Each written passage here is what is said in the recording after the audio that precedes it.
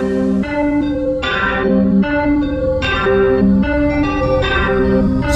music.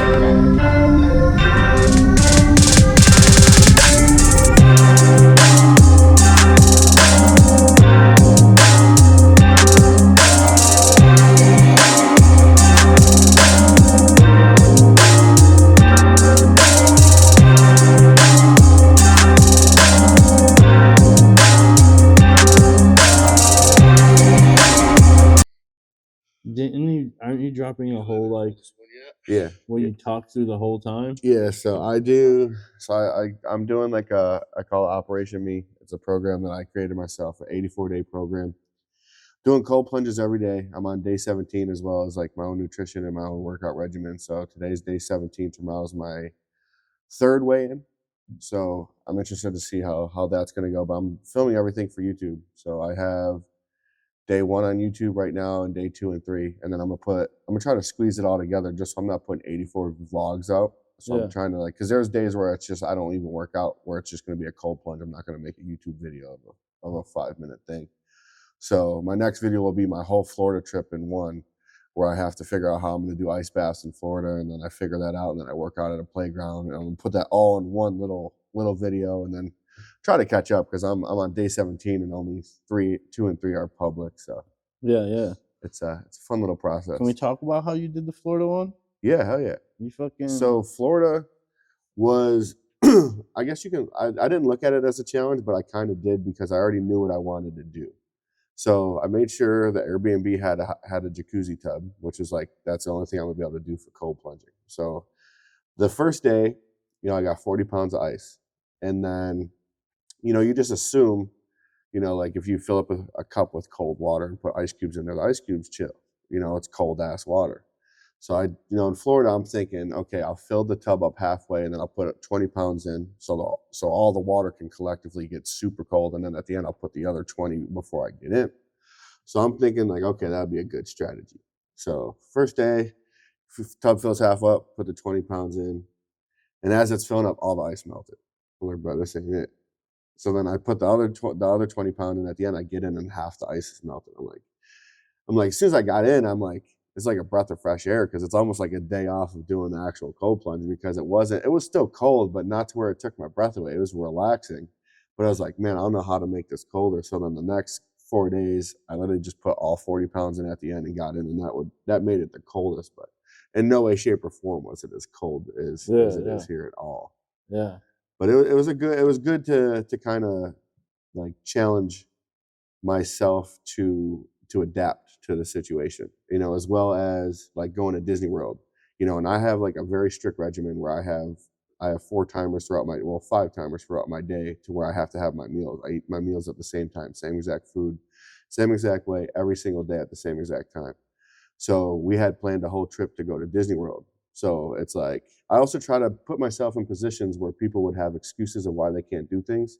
So the Florida thing was a huge, milestone to kind of get that narrative across because it's like, oh, I can't cold plunge because I'm not, home in my backyard with my big ass tub. So it's like, okay, well, I broke that barrier, did that. And then it's like, oh, we're going to Disney World all day. It's like, well, what am I going to eat? I fucking brought Tupperware containers with me of all my food and I'm sitting in line of fucking 3,000 people getting on a ride eating my food. Like, it's just like trying to check all my boxes and be accountable. That's the most important thing. And especially with, documenting everything, accountability comes with it. And that kind of helps me stay on the track to be motivated. And then working out, luckily we had like a playground across the street, and it had like a calisthenic kind of park where it's got like the dip bars and monkey bars and like, benches and stuff. And I just got creative. I always bring a resistance band with me everywhere I go.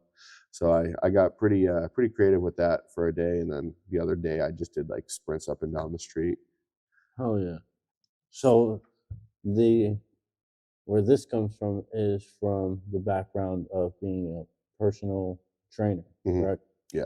So when did you start doing that? So that probably, I got really big into fitness probably the age of 15, and then 16, I think I got my first gym membership. And then I met this guy actually at Planet Fitness. A lot of people hate Planet Fitness. I don't understand why. I work out in my garage.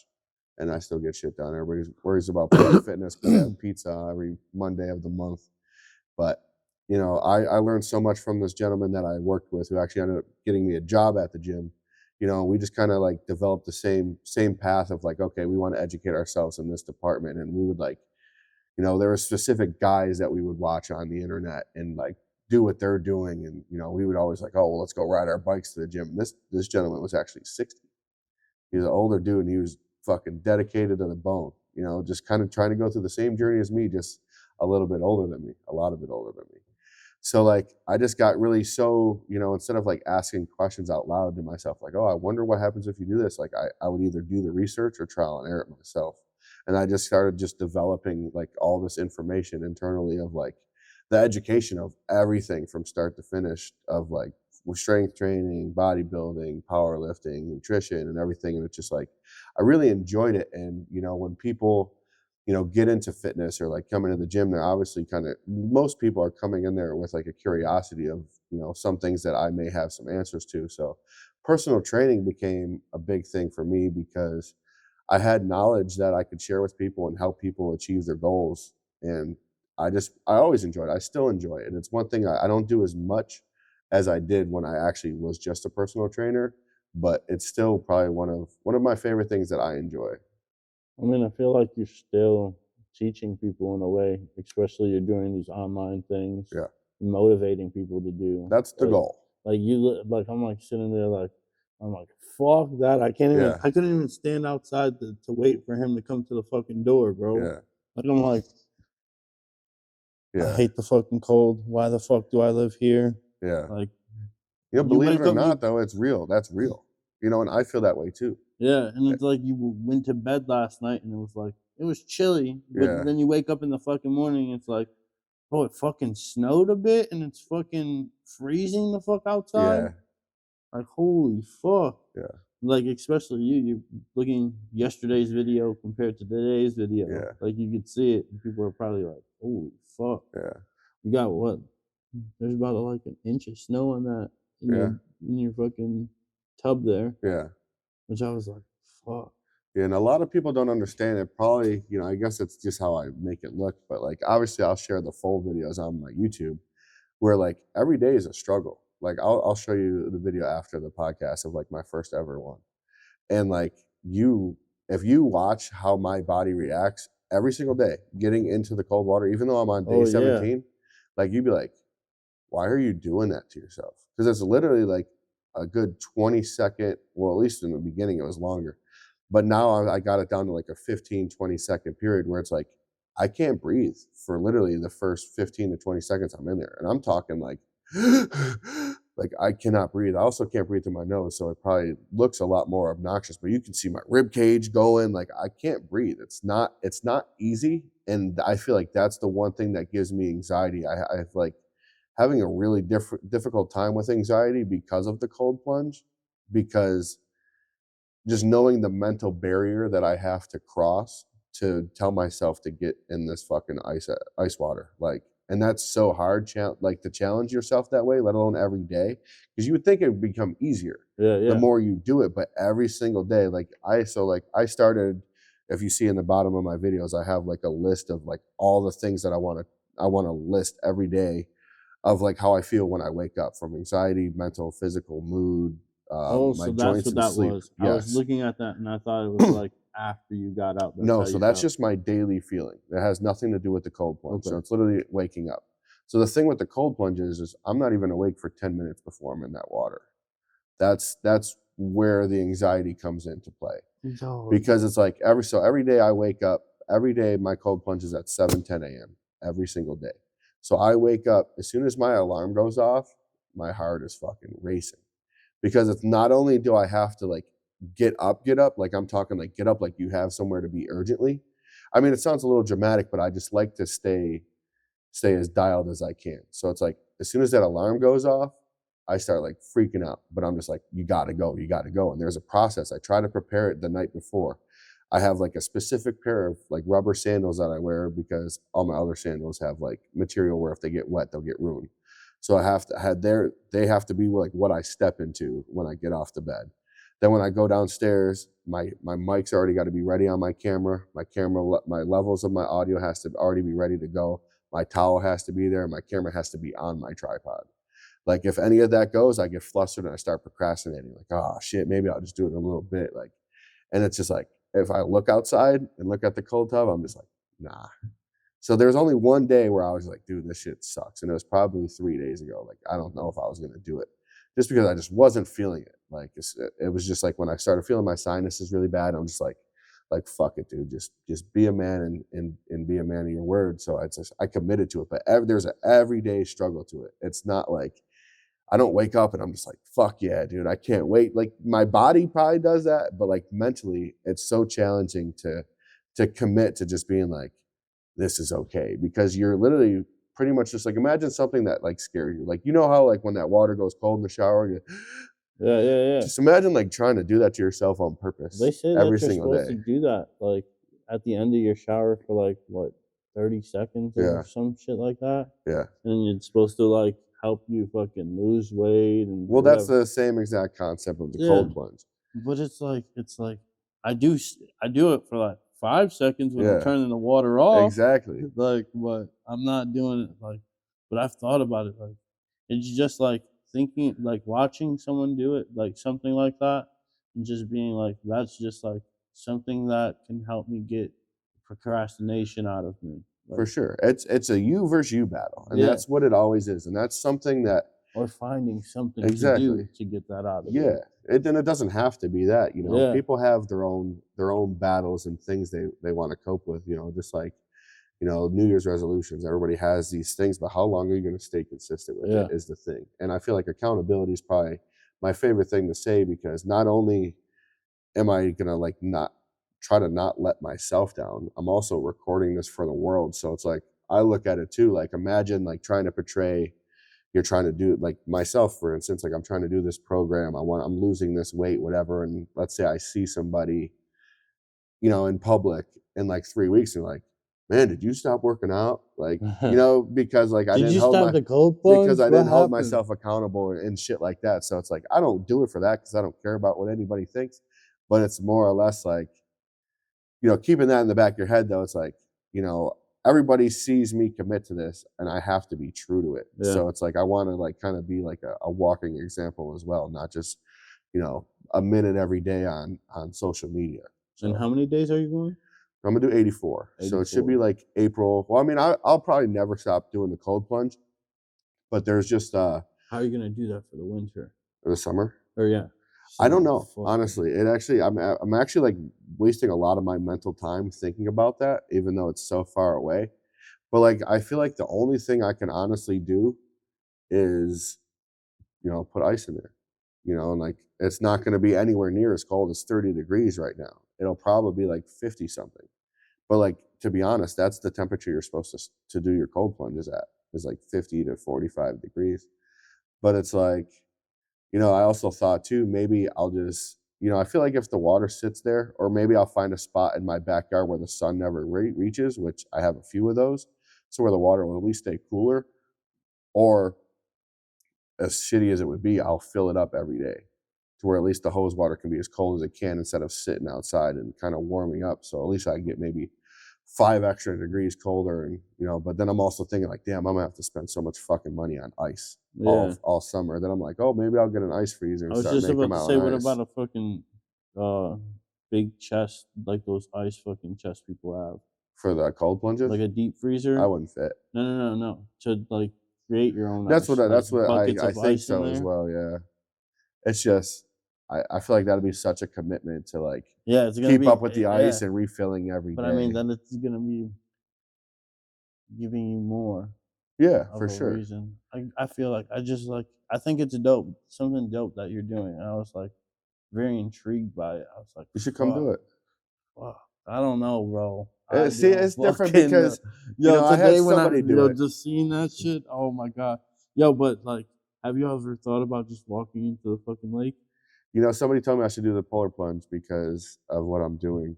You know, it's funny. So probably like 3 years ago, South Buffalo, I fell into like an icy pond, like a frozen pond, and that was it was actually funny. So like, your initial reaction, obviously it's like, I can't breathe, hurry up and get out the water. And then when I got out the water, I'm like, bro, it ain't that bad. I swear to God, I have it on video. Me and my boy, we just run off the dock and just jump right back in there.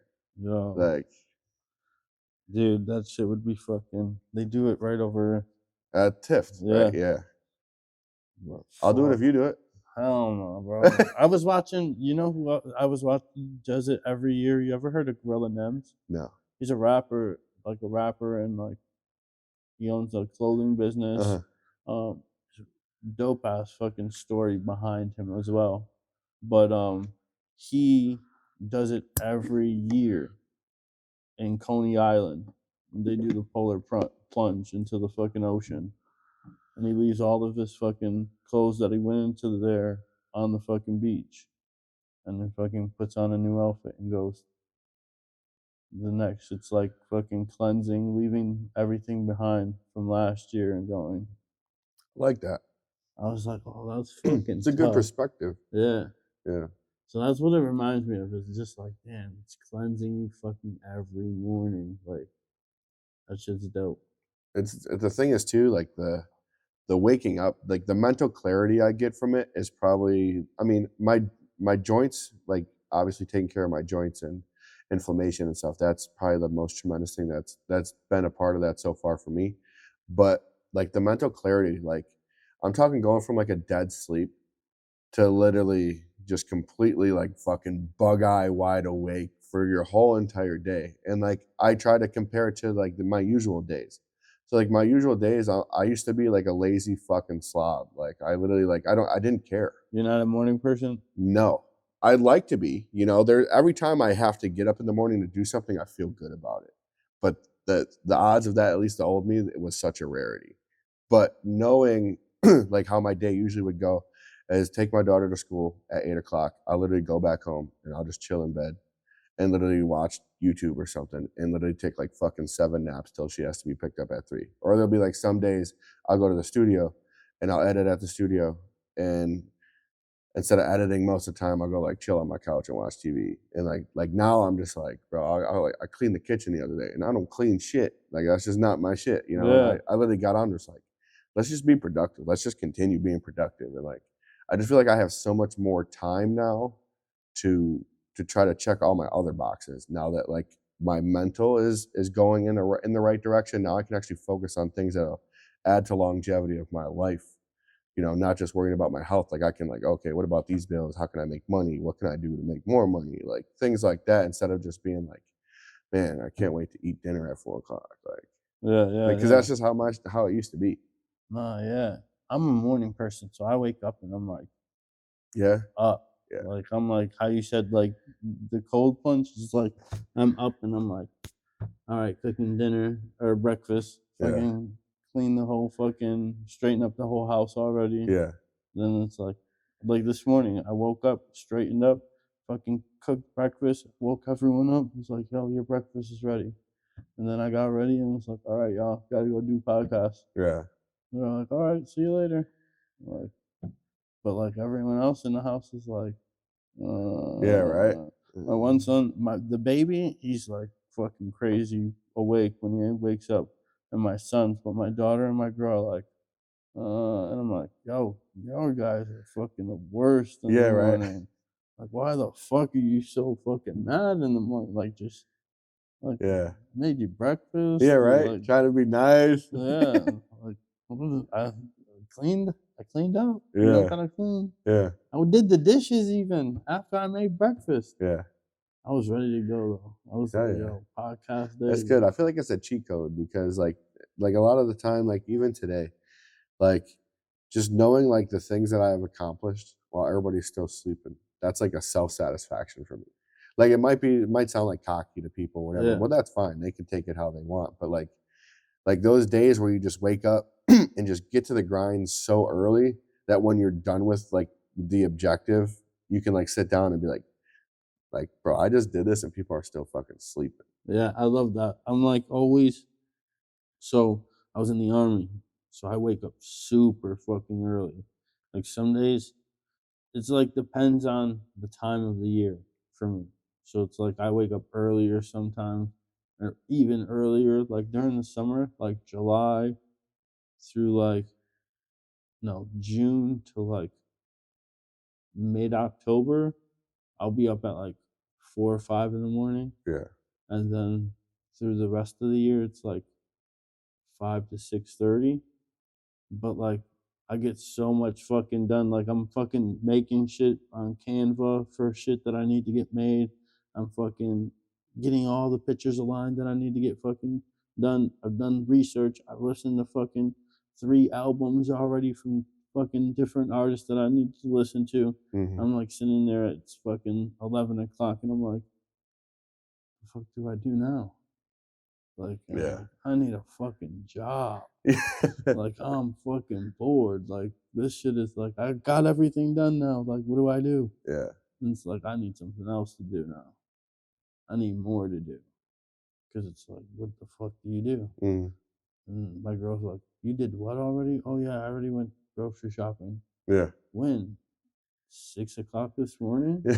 What the fuck? Yeah, I was in there like it was Black Friday. Yo, that ass. Like, why the fuck? Because you can't go shopping at Walmart no more at fucking 3 a.m. Yeah, which is unfortunate because that used to be unfortunate. we just used to go because we were bored. It's a crime. Yeah. Bro. It's a fucking crime to not have fucking Walmarts open. I mean, they gave us Denny's 3 24/7 back. Now just give us Walmart and we're back to normal. Yeah. Fuck. I mean, kind of, because it still seems like restaurants are still closing early. Yeah. I feel like COVID probably ruined a lot of things because they probably realized we can make the same amount of money in a less amount of time. Yeah. Like, fuck it. That's why I mean, I feel like any business now, that's maybe not the greatest. If they stay open later, it's only going to hurt them. Or they're opening later, like opening late and then staying open later. Yeah. I like those businesses. Yeah. Those fucking grandpa had Stanley, and you fucking made Stanley. Now you're making Stanley fucking popular. Yeah. All because of a fucking car fire. Yeah. I had the conversation with someone. Someone was like, yo, what if they fucking planned that shit? That was me. Oh, yeah. What if they planned that shit, though? Yeah. I mean, a great business move. Could you imagine? Fuck it. But then you look at other things. You could probably look at so many other situations in life. Like, I wonder if they did this on their own for a publicity stunt. Yeah. I mean, I highly doubt that this lady's car started on fire on purpose. But could you imagine? I mean, I could. I believe in conspiracies. Yeah. Do you? Some of them, yeah. Like government conspiracies? I mean, there's got to be some crazy shit behind the scenes that we have no knowledge of. And we there's just think it's normal life. There's billionaire fucking people who have fucking buku money who can fucking rent out a whole fucking mall. Yeah. Like, they can rent out a whole fucking synagogue. They can rent out that whole fucking church in Houston and fucking no one's allowed in but our people. Yeah. And something can go down. Bro, there's fucking... I was just watching one on YouTube where there's showing there's these 2 gothic people who are satanic as fuck, and they're always seen with rappers or anyone who is in the industry who always show satanic shit in their videos or in their clothing. In fact, they were just saying that rap or the music industry and fashion have something to do with the cults and fucking Lucifer cults and shit like that. Yeah, you see a lot of shit like that. And I was like, I kind of believe that shit. Yeah. That's one that I do believe because it's just weird. Yeah. It's just weird. The industry is weird. How people get famous. Oh, for sure. You think it's a ploy though? Oh, we need this person to get famous, so let's do what we gotta do. I think we're gonna push this person because politics, pretty much. This person is getting notoriety from a certain demographic or whatever that we are looking to fucking control. Mm-hmm. So let's grab this person and we'll use this person to fucking get a message across. Yeah. Because I'm the industry plants and stuff like that. I believe in that shit. Yeah. Because it's where the fuck did you come from? Yeah. who the fuck? And I'm sure you hear it too. You probably be like listening to the radio, or you just hear somebody making music at a professional level, and you're like, who the fuck signed this dude? Yeah, You know? where the fuck did you even Yeah. come from? Yeah, it's all for a reason. But then there's the people who like, then there are people who do get famous that like have been working their asses off too. For sure. But then it's just like, who the fuck are you? Why the fuck are you famous? Yeah. And then it's like they get famous, they weren't doing music, and then they start doing music. Yeah. Like, why do you start doing music? Is music like the like? I feel like everybody keeps music in their back pocket. Is music the like mattress place of the world? Yeah. Like, you know how everyone says there's the conspiracy theory of like mattress places being like they funnel money through like mattress places because they were all over the place. Uh-huh. And then as soon as that fucking thing came out about mattress places being fucking funneling money, you seen the mattress places fucking go. Yeah. And it's like only one mattress place in every fucking city now. And you're like, what the fuck just happened? But like, is music that for like rich people? Yeah. Where you could just funnel your money the whole time. Yeah. Because there's always a higher power. You hear people talk about it too. A lot of artists call it out. You know. Yeah, and then when they're like twitching on the fucking screen and shit. You ever watch those videos, anyone? They just start twitching on the fucking screen. Like they'll be like, so like he'll be talking to me, but like he'll look over and see the person that's like whatever, like controlling him, and they'll stop and they'll like fucking like freak out, and then they'll go right back into it like nothing ever fucking happened. It's happened like Cardi B. They have videos of fucking like all these A-list celebrities it fucking happens to. It's a different world out there. And it's like, yo, is this real or is it fucking? But then it's like, they could have edited that shit. Yeah. Well, that's the thing with social Just media. like the Super Bowl, they edited fucking, what's her name's voice? Alicia Keys. Yeah. Yeah. I was like, what the fuck? Wait, what are you talking about? So when her first note, her voice cracked, but on live television, they fixed it. It must have been like a very subtle delay for them to be able to do that. So, or no, it did happen in the broadcast. Yep. It happened But when they live. did all of their social media posts, they fixed it. So like it just sounded like she just like hit like her some people on it all. It just sounded like she just hit it, but in reality she's like, Yeah, her first. Was the quarterback. Thank God. CJ Stroud. Yeah. CJ Stroud, they cut that out. That was like Fox News or something, right? I think it was like a bigger like sports. I don't know if it was like Sports Center or NFL. It was NFL. It was actually NFL. Yeah. Yo, why do they do that? Why? Because they want to control it. They don't want anything to be political. They don't want anything to. They don't want to bring religion in. They try to stay on political. They always fucking push political shit on fucking. Not really though, because if you watch football now, they're like probably 80% of the games they don't even show the national anthem anymore. Yeah. I did notice that, but I feel like that's fucked up. We always used to be able to fucking salute the flag. Well, ever since everybody started kneeling, they're probably okay. Well, we got to completely get rid of this. And that then is people, after what happened. People sharing their religious beliefs. People are just like, no, just tell us that you have good teammates and your coach did a great job. We don't want to hear about the man upstairs. Like, and that's what they did to him. That's what they do to. They do it to a lot of people. I feel like that's just the first time somebody actually picked it up. Like even in Hollywood too. Like if they say thank God for the award at fucking award shows, they don't even do it anymore. Yeah, they'll just cut to the part where they're thanking the director. Yeah, that's why I believe that like Grammys and stuff, they stopped doing it. Like, well, you already knew the Grammys was bullshit, bro. Yeah. Like, you guys listen to Killer Mike? Yeah. You really do? Yeah. Yeah. So do you think that was like warranted? I think this album this year was. But I do believe there were some other people. There was some other people that did deserve it. Like Travis Scott did have a fucking phenomenal year. But I also feel like that's how the Grammys always are, though. Like you look at who gets selected for these awards already in the first place. You're like you heard Jay-Z say it straight up. He's like, some of you might feel like you get robbed. Some of you will get robbed. Like, you see Gary Owen talk about the comedic aspect of the awards.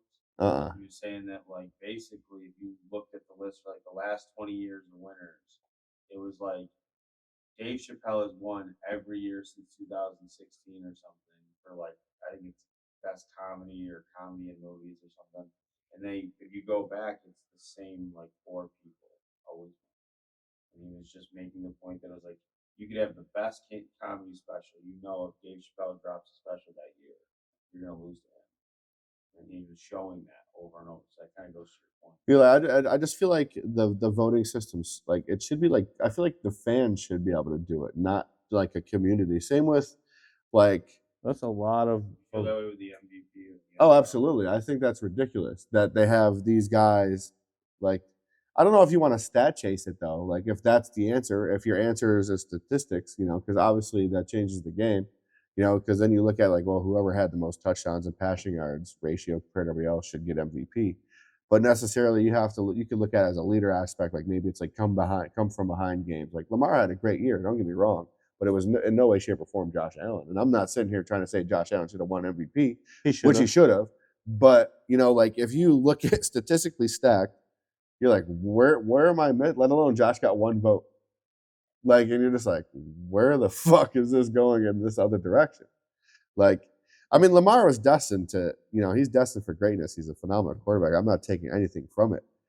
But season for season, maybe like they're looking at it from like the outside looking in, like, yeah, we went 6-6 and then we started balling out, and then the whole interception conversation. But like another thing, if you look at it statistically, it's not even a big deal. But the social media and the media make it a big thing. And that's probably where everybody's like, well, Josh throws a lot of picks, he's not really consistent. Let's look at this Lamar guy, and that's probably what happens. And then, you could look at so many of the other, awards for the NFL and you're just like, some of them make sense, but like other ones, you're just like, no shot. If Damar Hamlin had won that, no. He should have. You think he should have? Absolutely. Okay. Right. But it also depends what your narrative of that award is. I understand. I already know where you're coming from. I completely understand, because you're gonna look at it at a stat line. And Joe Flacco had a phenomenal year. The things he did were absolutely insane. From coming from the couch to be able to play at that high of a level, it was very impressive. But and it's obviously, Damar Hamlin came back from the dead to be able to play again, which is remarkable in its own. Like that's a life thing. That's nobody's ever going to top that. That's something that should hopefully never be done again, because that situation hopefully will never happen again. But I feel like that award comes from a statistics standpoint, in a sense. What Damar had like 4 or 5 tackles this year. He's a second, third string safety. So it's like, Joe Flacco's a starting quarterback. It's like obviously, it's a two-edged sword how you want to look at that award. I mean, I don't feel like if it was anybody else who won it, it would have been like no shot. Like, because there's nobody else who really. I mean, Baker Mayfield had a great fucking year as well, but nobody talks about that. But from Joe Flacco to Damar Hamlin, I feel like there's 2 different completely conversations, unfortunately put into one category, to where you're like, it just depends how you look at the category. They should have made something else and gave it to award to Damar Hamlin. I mean, Damar has got outstanding awards for his situation, and I'm sure like that would have been icing on the cake for him, to feel like he was the comeback player of the year. I actually texted him as soon as that happened, and he had texted me. He's like, we all know what it was. I was actually nervous when I texted him, because it was in Vegas or whatever, right? So it was like super late here. So I texted him like, damn, because I just sent him the heart, and I'm just like, damn, I don't need to be sending these dudes a heart at 11 at night. I don't need anybody. I'm like, bro, I don't need anybody taking this shit the wrong way.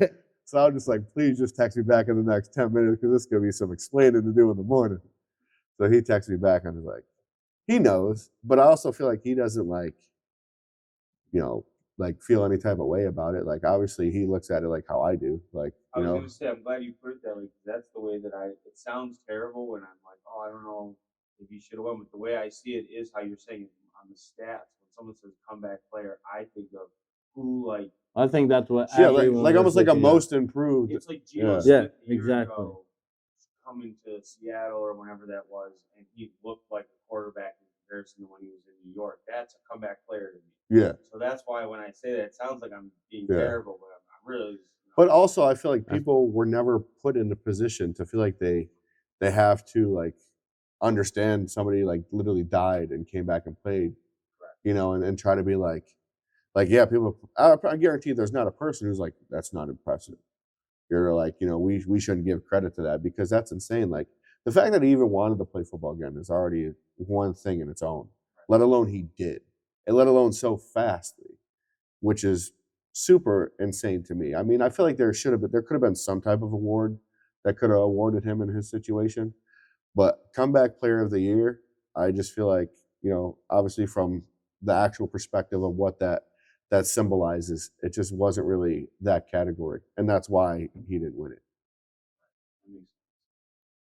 Oh yeah, Do you agree or disagree? I agree. I feel like You think Joe Flacco should have won?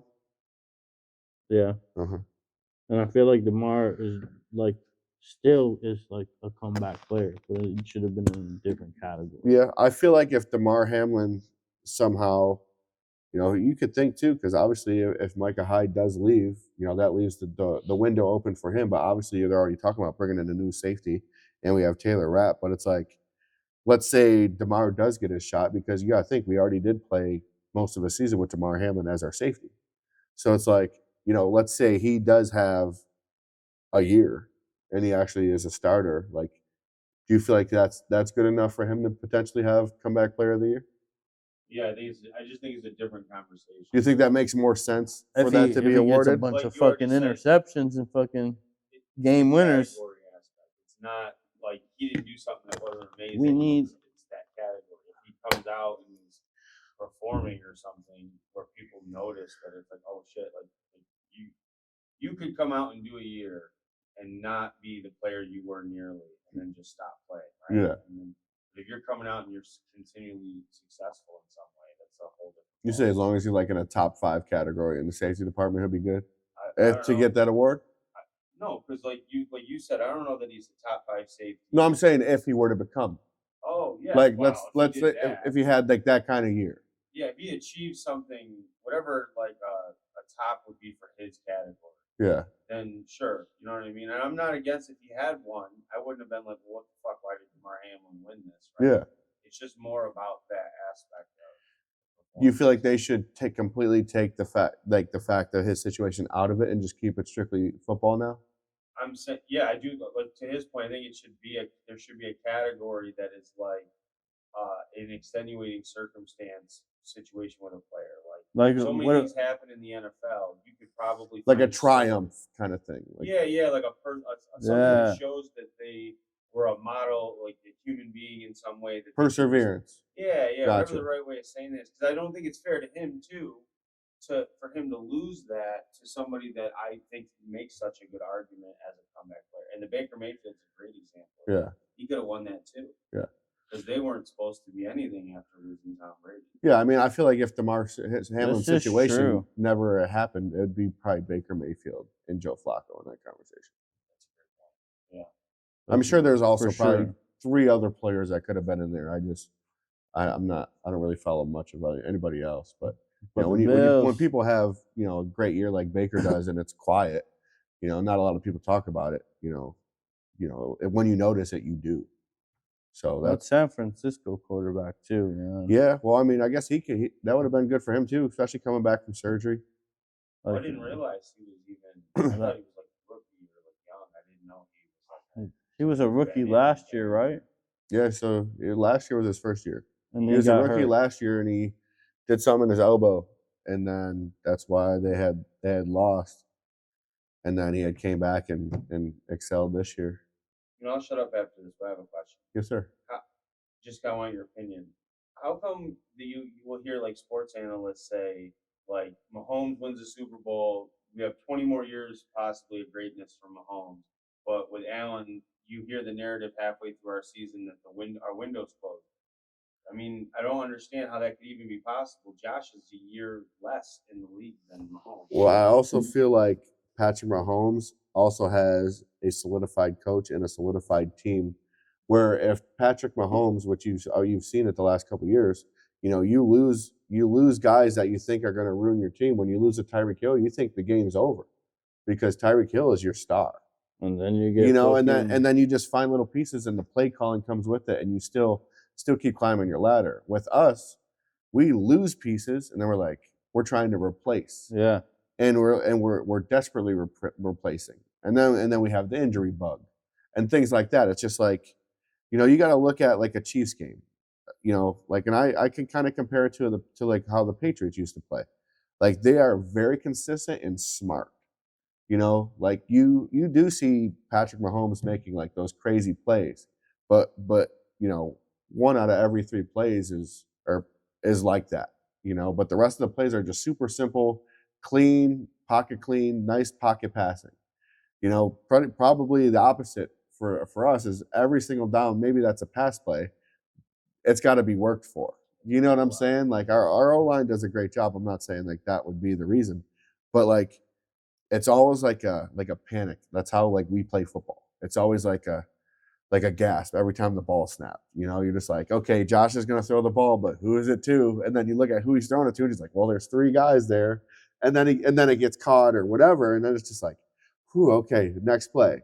But when you watch Chiefs football, it's not that. Just like you knew when they have the ball in overtime, there's no way they're not winning the game. There's no chance they're not winning the game. They're going to play the smartest football, which they've always been able to do, to win the game. This is true. To beat them in regulation, that's for sure. Like the way I look at least our last couple games against the Chiefs, whoever has the ball last wins the game. That's just how it is. I feel like that's any Chiefs game. If they have the ball last, they're winning the game. But you see how conservative and smart they are? We don't have that. No, we look sloppy when we're coming down the field. It's like, I'm not trying to talk shit because I never will talk shit, but it's almost like you get to a point where it almost looks like a desperation, like where things get forced, and you never see Patrick Mahomes doing that. Like, yeah, you will a few times, but like there's so many times where you like, it's like game on the line, and it's always just like, let's just take a shot instead of the shot just being there. You know what I'm saying? It's like, we got like 1 guy that's going to make this. The Chiefs got 6, so it's just like, I feel like they're just so comfortable, and Andy Reid's such a smart fucking dude. Not saying McDermott's not a smart dude, but it's like, you got to think, we're pretty much playing a new game every year with all these new OCs. So it's just like, it's like kind of starting over. Like, okay, hopefully this set of plays and style is what's going to work. Then you got Andy Reid, who's been doing this fucking forever and excelled at it his whole career. So he knows what works, and he knows how to read defenses so well. So it's just like, it's like a walk in the park for them. But I feel like as far as the windows closing, it's like we continue to lose key pieces to our team. Like Micah Hyde not being able to, if he's not going to be there, to click with Poyer like he has the last 7 years, you're just like, well, who's going to fill that role? You know what I'm saying? And then, the linebacker situation. The McDermott couldn't commit to anybody, which was probably super bad for people's career. When you give a guy a thumbs up and he misses a tackle after having 7 tackles already, then you take him out and put a new guy in because he missed 1 tackle. You're just like, you can only imagine what that does to somebody. It's like, it's either you believe in me or you don't, and then we have the D-line, like, oh, who are we going to bring back? And it's just like, our edge rushers. And then we have a wide receiver situation. It's just like, we're always battling those things. And then we have the cap, it's like, I agree that the window's closing. Everybody swears if we have Josh, we're going to be good, which I completely agree with. But it's like, who are you going to give him? Because we've seen Josh with people who don't even play in the league anymore, and that only helped us so far. So it's like, what I look at is you just see that the Bears released Eddie Jackson. So, phenomenal safety. Obviously, we probably can't afford it, but if that were to be an answer, then I would say that door's on the way open. You're not saying he's the complete answer, because obviously there's other boxes that need to be checked, but I don't know football. I'm just a camera guy. Yeah, right. That's just my opinion. Speaking of that, how did you get into photography after, during your personal training time? So one of my best friends, David Wells, which he'll be on my video tomorrow for my YouTube shit. And he's a professional bodybuilder, and we always worked out together when I started working out at this gym that I used to be at. And I always liked photography too. So, everybody was kind of getting ready to do shows and stuff, like compete bodybuilding and stuff. So I had just bought a camera from Target. And the only reason I bought the camera because it was on sale. It was like $217. It was a Pentax K50. And I think the original price was like $800. It's just like one of those things you look at whether you want it or not. You're just like, this is a good deal. I got to do it. So I just bought it, whatever, and was thinking one day like, I'll just bring it to the gym and we'll take some pictures. Not knowing how to really use the camera. I've always like had like a camcorder where you just press record, like the handheld old school ones. And then, I get this camera, there's so many buttons on here. I'm just going to put it on the A, which is auto, let the camera do my work, and we're just going to go from there. So I brought it to the gym, just took a bunch of pictures, which, some turned out well, some did not, but, it wasn't like I can control it. I was just letting my camera do whatever it wanted. And then one of my friends was like, you should come take pictures at my semi-pro game. So I'm like, all right, whatever. So I go there and I'm just like, taking pictures, whatever, and not really thinking much of it. Like, yeah, it was cool, but like I had like a lens like that you guys have on your cameras now. Like you're gonna go to a football game. Good luck getting some dope shots because you're literally taking pictures of almost your shoes. You're so close. So like some of the pictures, turned out because a lot of like plays came to me and stuff like that. But I edited them all and shared them to the team. And the response that I got from that was like, dude, these are fucking sick. You should be our camera guy all the time. And I was just like, it was like weirdly, I got appreciated in a space I've never been into. And it like kind of like fueled me up. So I'm just like this is dope. Like, I wonder like what I could do to like progress. So I'm like, obviously I need a different lens. So like I did like 3 more of their games. And then I ended up buying a longer lens, which was a 70-300. And then I started going there and taking the pictures of the games. And it just kind of became like a chain reaction. And then one of the kids on the team, his name's Eugene, they're from Rochester. He's like, you should take your camera to training camp and take some pictures. And I'm just like, that's not a bad idea.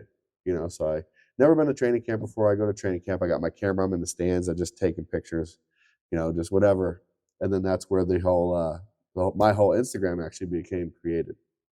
So, I'm taking all these pictures and like, I didn't want to post them just on my Instagram just because I don't want that type of traffic to my personal Instagram. And I also don't want people who follow me to just be like, what the hell just happened? Because there's all of a sudden there's just 1,000 pictures of football.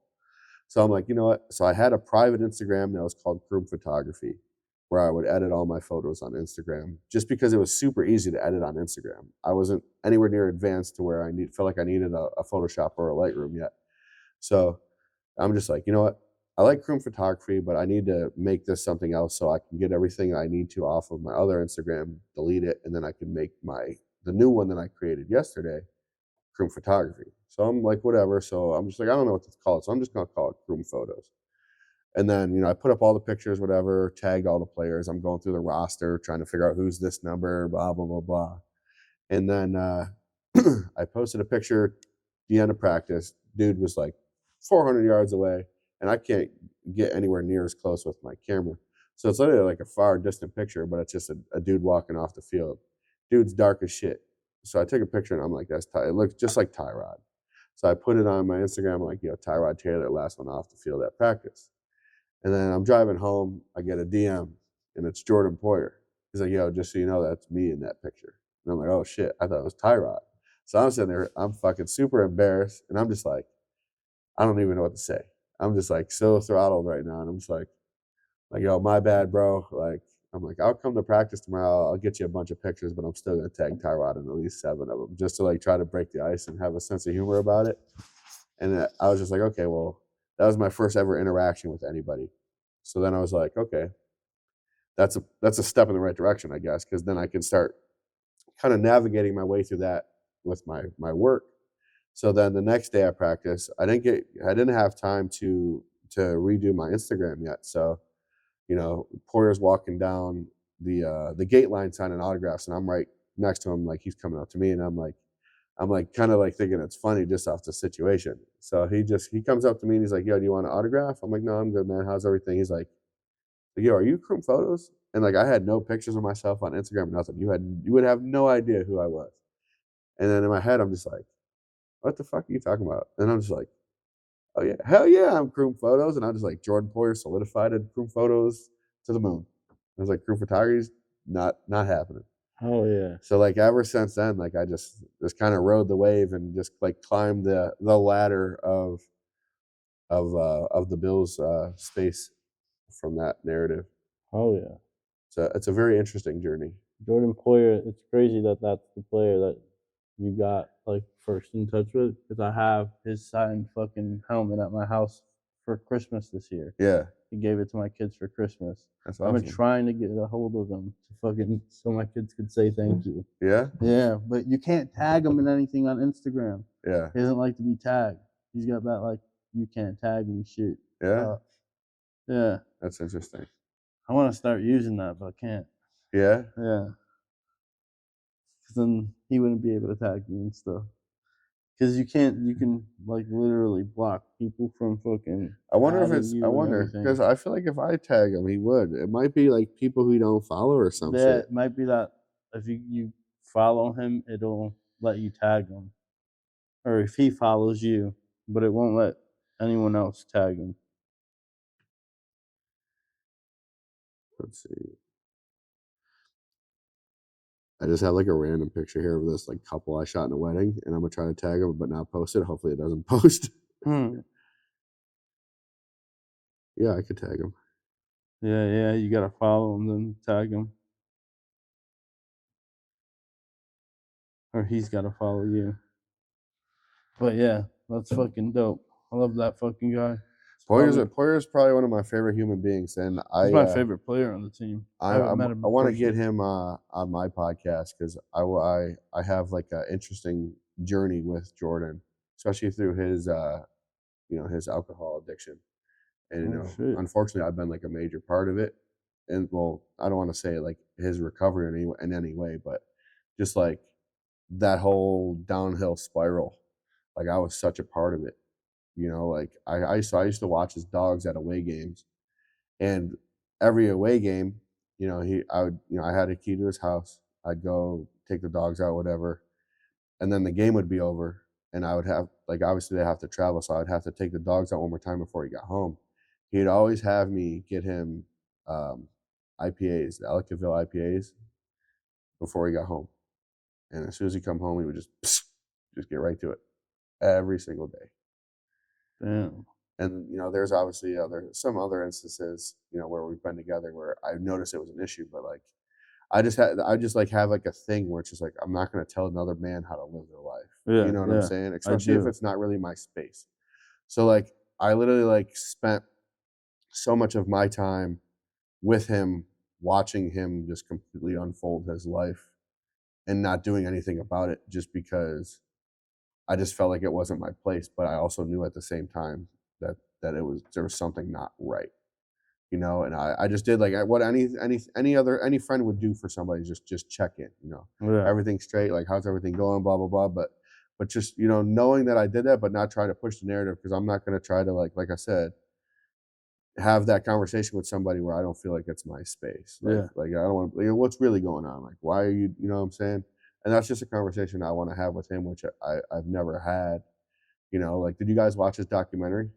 No. So I didn't watch his documentary, but like a lot of the videos that are in there are my videos of us like partying and drinking and stuff. And it's just like I feel guilty. And that's like what really bothers me, because it's like one of those things where you see something happening and you do nothing about it, and then something happens and you're just like, man, I let that happen. I didn't do shit about it. No, I know exactly what you mean. But like for me, in the same instance, it's like you don't want to fucking snitch on your homeboys either, because I was in the army and shit. They would be doing dumb shit. But you don't want to snitch on them either. So it's like, fuck. Yeah. Or tell them, be like, yo, you shouldn't fucking be doing it. Yeah. Because they're grown ass men and they know they shouldn't be. Where if they need to ask for help, they should be able to come to you as a friend. But then us as men, we're not gonna fucking go to anyone. Yeah. So it's fucking like, damn. Yeah. But shout out to Jordan, because the changes that he's made in his life from the man he was and who I got to know is like night and day. Like I tell him all the time, especially when he first came out about being sober, which is actually about to be in March. I believe it's March 3rd, which will be his 4 years. And just you notice it, like at least me, because I obviously know how he is or how he used to be with alcohol.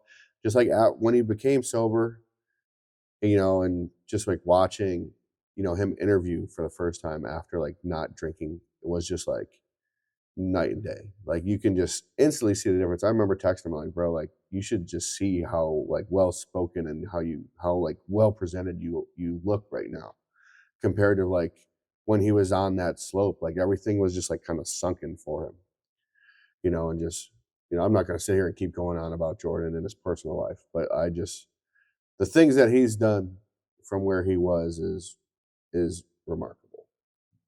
That's comeback player of the year for me. Oh yeah, and to fucking be on the journey with him too for that long, because it's been what 5 years since you've been doing photos. 6 years, probably 7 now.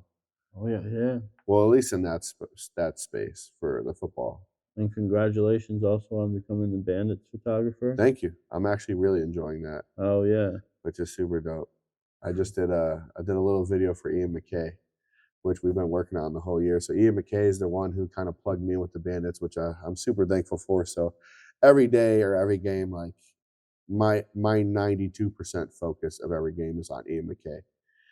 So all the work that I do is for myself, so I don't owe anybody any content, which is good for me. So like when I'm there, I try to just like create as much as I can, whether it's for this person, that person, or that person, mostly myself, because like the way I try to do photography, especially with the Bills photography, is my job. Like, when I travel to Florida and I'll do like a workout video or workout with the guys, like people probably look at that as like, oh, so-and-so flew you out, blah, blah, blah. It's like, that's me.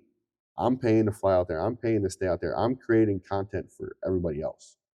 I want to give people an inside look on things that they're not going to see, because a lot of Bills fans, they only get to see what the Bills will post, and they only get to see what the Bills are doing when they have a helmet and jersey on Sundays. Like, I want to just show people like, oh shit, like, yo, he's really working, man. I can't wait to see him work, this season, the way, if he's working this way, blah, blah, blah, just to kind of give people like, instead of feeling like football is like just a football season time, where it's like people can actually be involved and still see people working that they support and love. So that's like my thing. So my goal, even with the Bandit stuff, is like I literally told them straight up, they wanted to know what the content was for. It's like my platform is to take what I have and share it with everybody from my eyes. Just extra, just like imagine if like you took one of the other photographers that are at a Bills game.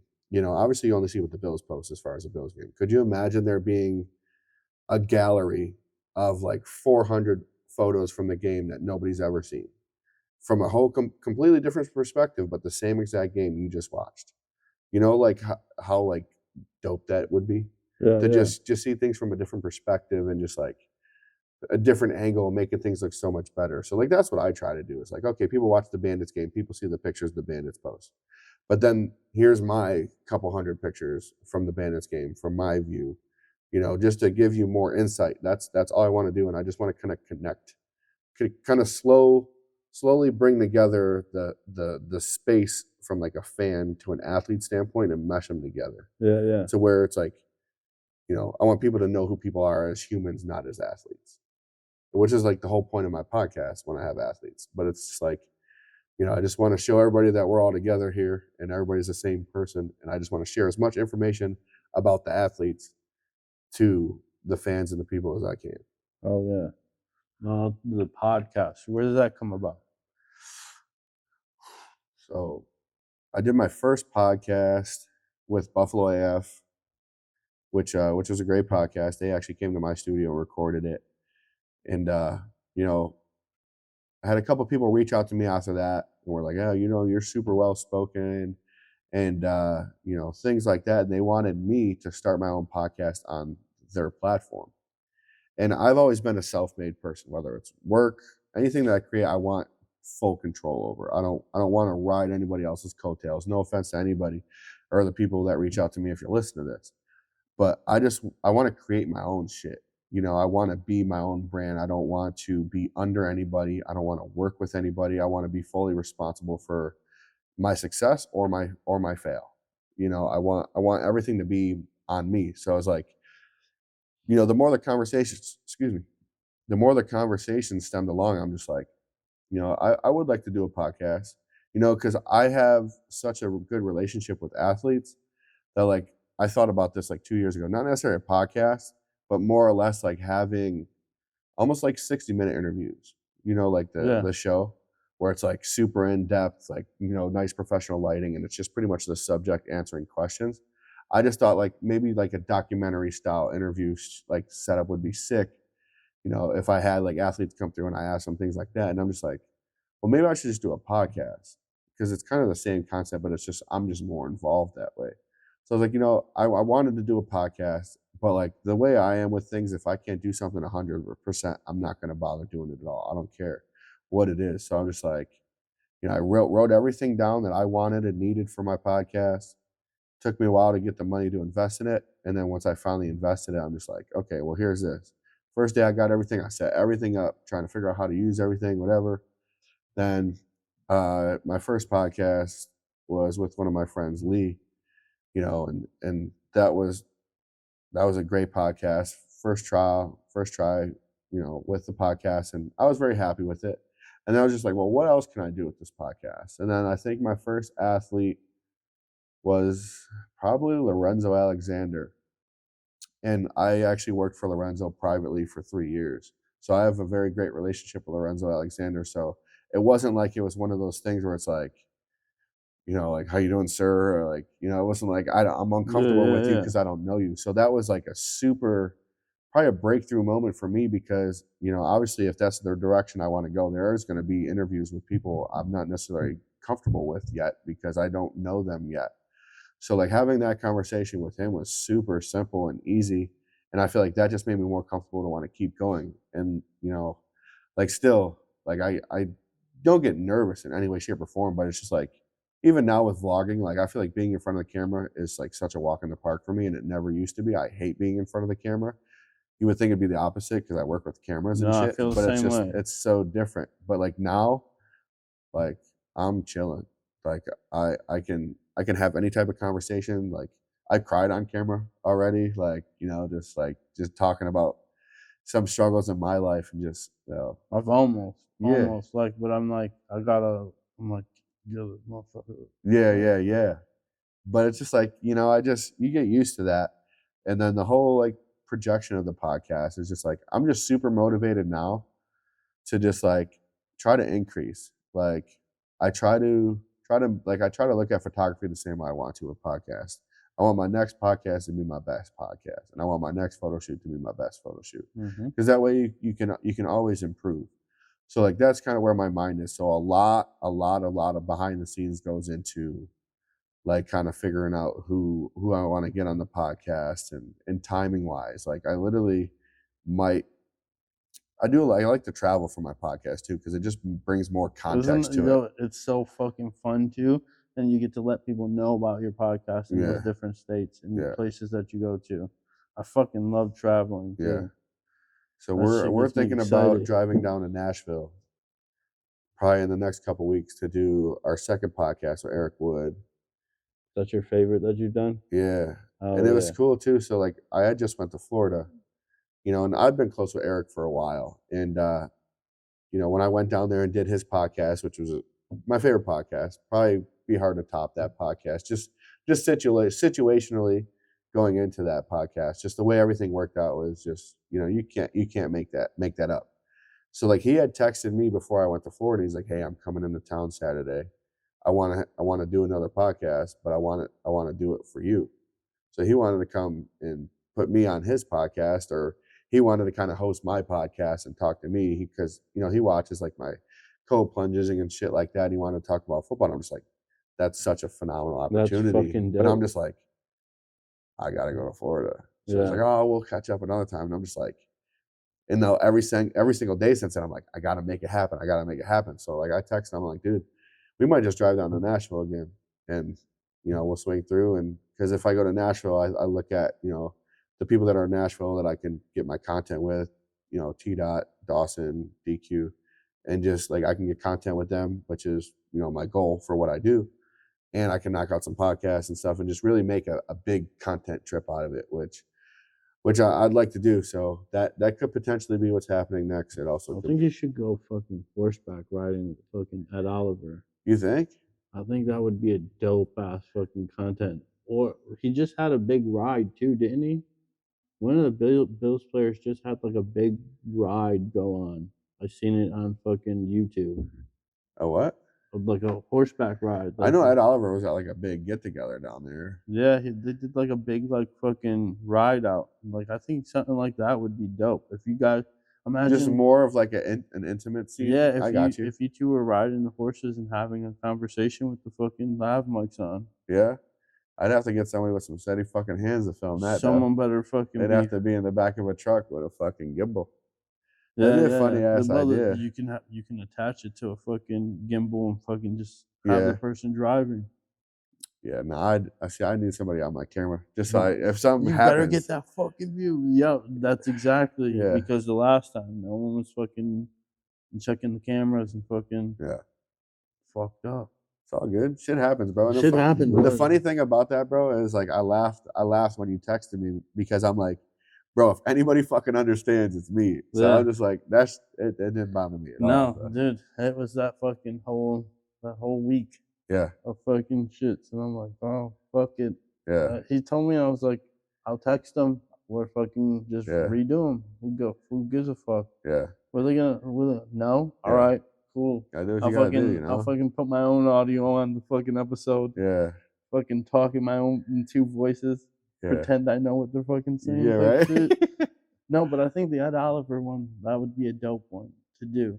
Like if you like how you're doing. Yeah. But like if you're gonna travel with them, like why not travel with them and do something with them that they love to do to make it even more personable for the fans to get in touch with them. Just an idea. Yeah. No, I like that. Like Josh likes fucking throwing hay barrels or hay and shit. So I also like the intimate setting of everything just kind of chilling because I feel like once you start doing those things become a distraction. You know, like if I ask somebody a question that, you know, they really need to think about and they're going to give an in-depth conversation about, they're going to be more in their zone when they're just chilling here because there's nothing else going on. But could you imagine like driving a car or, you know, riding a horse in a sense? I guess that can kind of be the same. Like sure, your mind is on the question, but there's so many other things that you need to worry about in that same sense. So like that is a phenomenal idea. Maybe for like a mini segment of like something more or less like fun and humorous. Oh, this is what we did after the vlog of what you guys did. Yeah, no, that is a great idea. Because I've thought about that. Like, it'd be cool to like just see like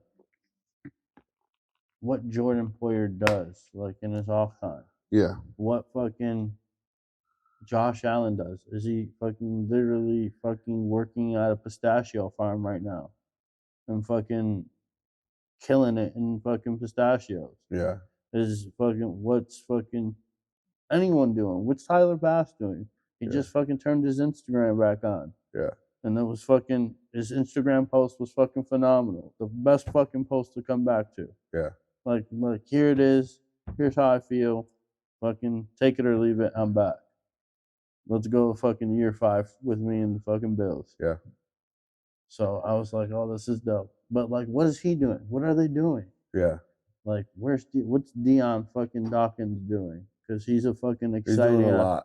He's an exciting ass person. He was just that fucking power slap with Nate Bernard. Yeah. Watching him, just did so, like you said, he's doing so much, and it's just like, bro, but people want to see what they're doing. Yeah. Like just a little snippet.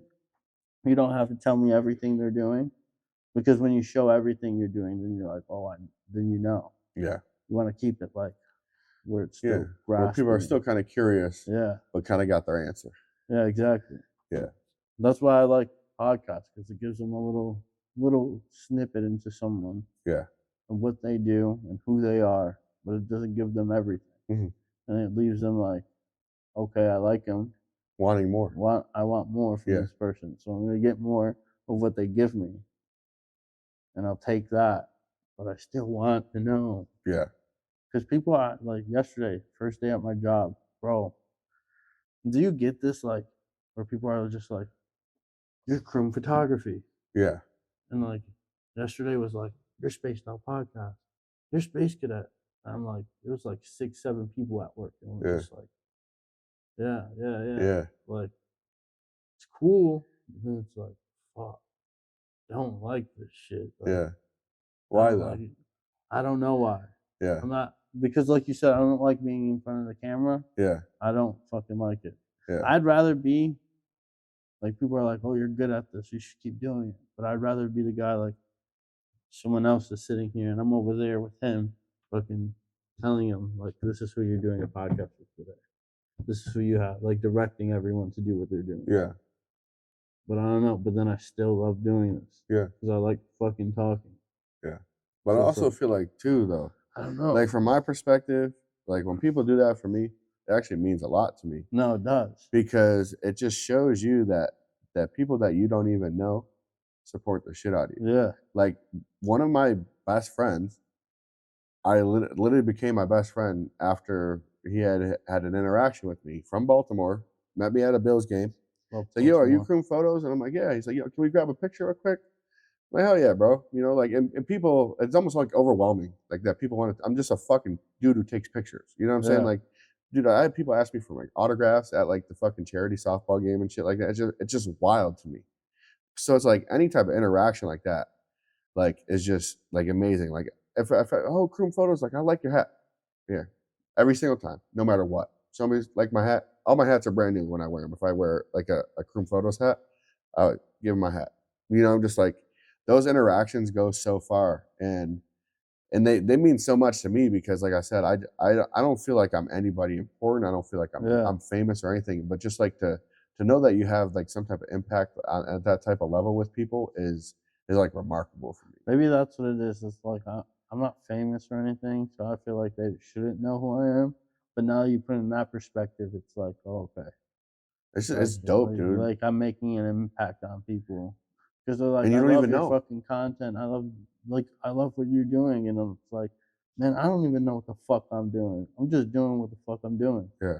Like I literally feel like I'm just taking shit, throwing it at the wall, and like hoping it fucking sticks. Like, oh yeah, it's stuck up there. Fuck yeah, let's go. It's kind of how life works. Yeah. Sometimes you just gotta piss in the wind. Fucking hope it doesn't fucking hit you in the face. Hopefully it's got me in the right direction. Yeah. I fucking love it. So last question is well, it's 2-part.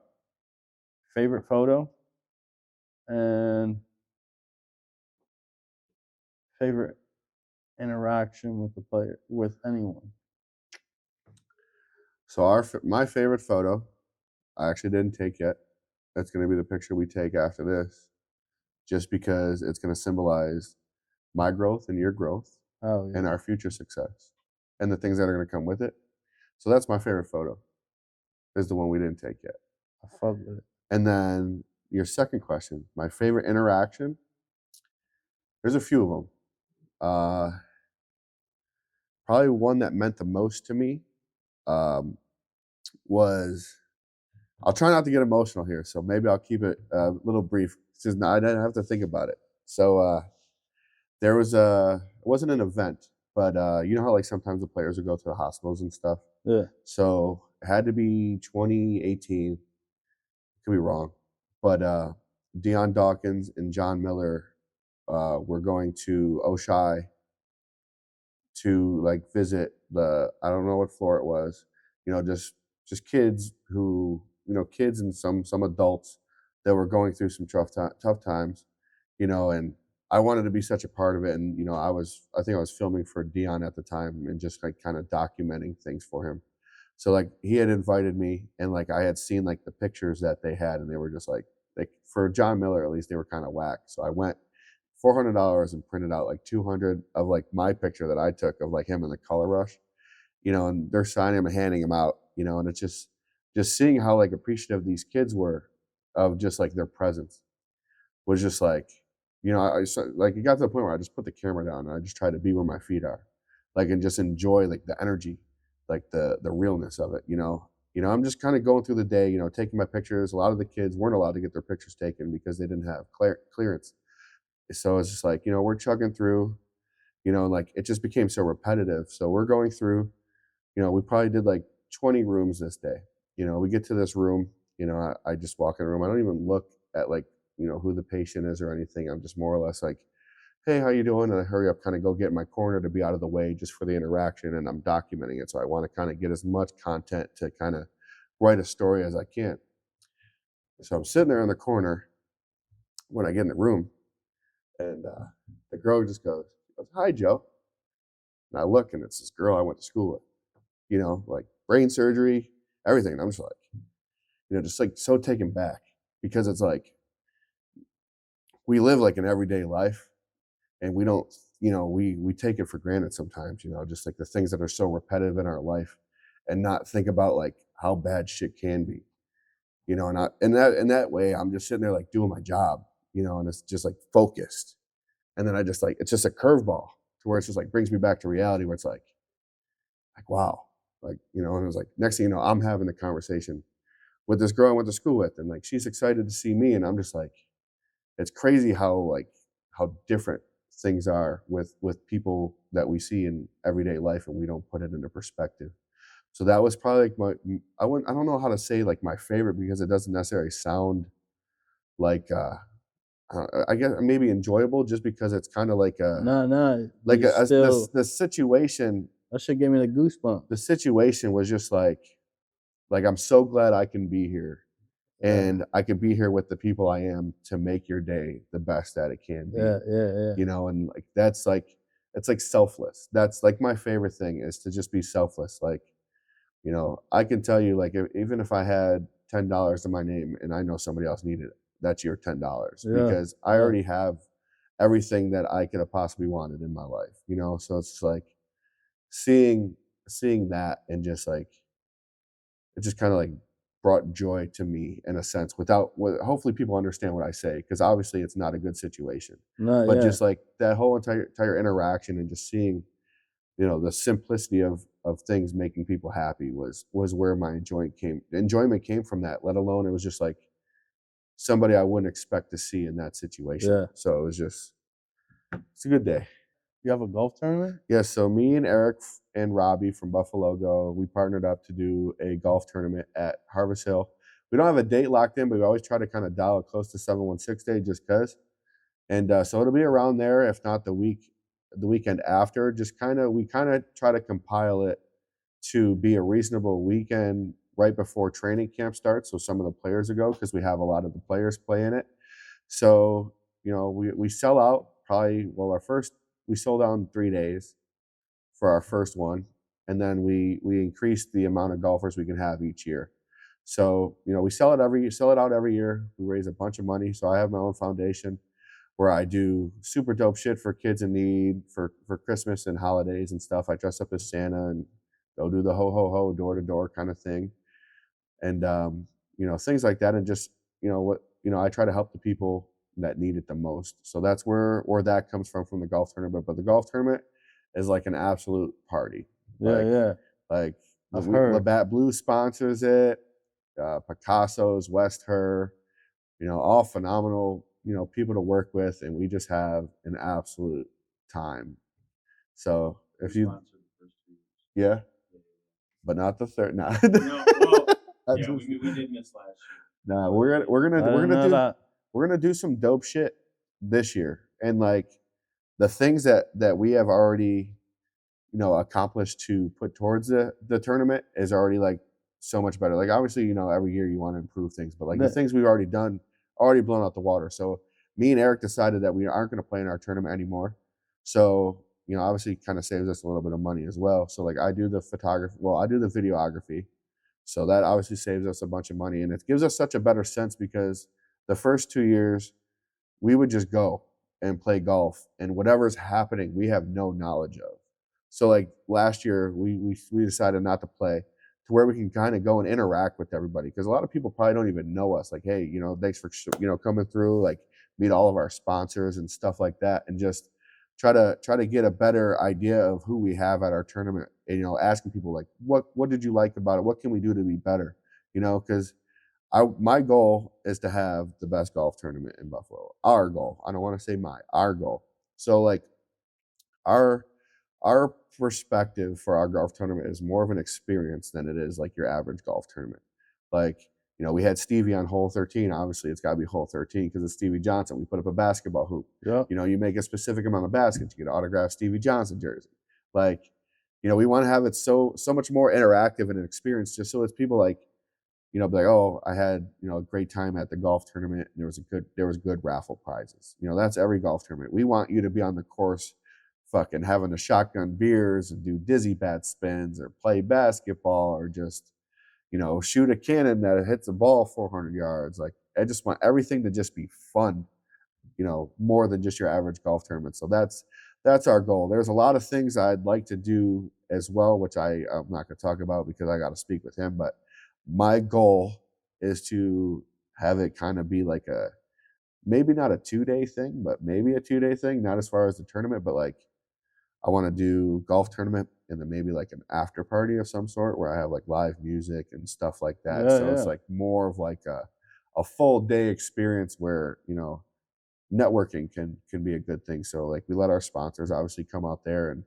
share their products on every hole and stuff like that. And I feel like that's a good way to network, but as well as just like being in a space together because, a lot of people probably have a lot of successful conversations over a drink or two, especially in a networking environment. So I kind of want to introduce that to that as well. So that'd be dope. It sounds dope too. You gotta come out. I will fucking try. I never golfed in my life. You don't have to golf. You can just come vibe out. Oh yeah, I'll do that. I want fucking Top Golf here. Yeah, we were supposed to get it. But you ever gone to Top Golf? No. I want to. So there's virtual stuff here. We have virtual golf. Yeah, I've seen that. There's that bar that has like. So like the simulators are whatever. I'm not really a fan of the simulators because it's just dark. Yeah. I don't really enjoy that. So if you go to the Golf Dome on Whirly, it's called Top Tracer, which is the same thing as Top Golf, like legit, like everything with Top Golf. So you ever been into the Golf Dome before? No. So you ever been to Salem's, like where they got the indoor football fields? This place has the putt in it too, the Golf Dome. That's the Paddock Golf Dome, but they're the same thing. Okay. Kind of. Well, the one on Whirly is the only one with the Top Tracer. So just imagine, like, obviously a simulator would be us standing here hitting pretty much into a mat where the lights are. I did that. You don't have shit for room really, right? That So trash. so the Top Tracer at the Golf Dome, I believe is like 87, 90 yards. Mm-hmm. So you can actually hit a ball quite a ways, but obviously it's going to hit the wall. But you can actually pretty much play like it's Top Golf and a simulator. You can play live courses, So like let's say there's 6 flags that are out into the bay where everybody's hitting into, but yours is the only one that's GPS for what you got going on. So like let's say like the tripod with this phone on it is the white flag. So you're looking at the screen here. You're playing Pebble Beach, which is a golf course, and there's a straight line on it, and the straight line would be you hitting your ball straight over this white flag. If you want to move over, you go this. So if you want to hit left, you're gonna go left of this flag. So you can actually accurately, hit your clubs and watch at least 30% of your ball do its thing instead of hitting into a mat and it dead. You're just hoping that it turned out good on the screen. You can actually like see most of your ball flight and then watch it register on here, and you can actually play like 18 holes of golf. There's games on there you can play. So it's the same exact thing as Top Golf, except Top Golf is obviously a very larger thing with like those big targets, but there's still like targets and stuff there. Like it's still fun. It's more, I think it's more accurate than a simulator because you can actually like visualization. I feel like is a better thing for me with golf. Yeah, for sure. Obviously hitting into like a screen. You're just all it is contact and it's over. With that you can have contact and see if you hit the ball shitty or not before you have to look at the screen and hope you did. So yeah, that's dope. Oh yeah. Well, I appreciate you coming through today. Thanks for having me. And you want to throw them your fucking where they can find you at? Yeah, so I actually just changed my YouTube because that's where I'm putting some of my vlogs, but it's just Croom Photos on YouTube as well. I think it might be Croom Talk as well. That's just the name of the podcast, which is on the YouTube as well. Instagram's Croom Photos, Facebook's Joe Croom, Twitter's Croom Photos, and come and check it out. appreciate you guys if you do, and I still appreciate you guys if you don't. Make sure you guys go like, subscribe, do all that cool shit, and we'll catch you on the next one.